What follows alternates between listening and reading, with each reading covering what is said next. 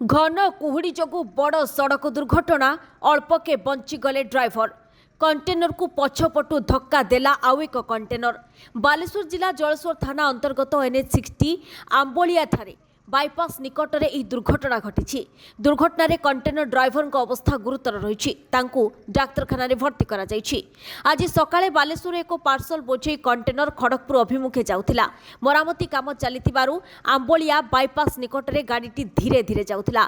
एही समय एक कंटेनर आसी पार्सल बोझे कंटेनर को धक्का देथिला। फल पार्सल बोझे कंटेनरटी भारसाम्य हराई NH कड़क खसी पड़ता। गाड़ी भितर थिबा ड्राइवर गाड़ीर क्याबिन भितर चापी हो रही जाइथिले। स्थानीय लोके दुर्घटना संपर्क में अग्निशम बाहिनी और पुलिस को खबर देते। अग्निशम बाहिनी पहुंची प्राय 2 घंटार परिश्रम पर क्याबिन भितर चापी हो रही कंटेनर ड्राइवर को उद्धार करते। गुरुतर अवस्था डाक्तरखाना भर्ती कर जलेश्वर नवीन साहू को रिपोर्ट धरित्री लाइव।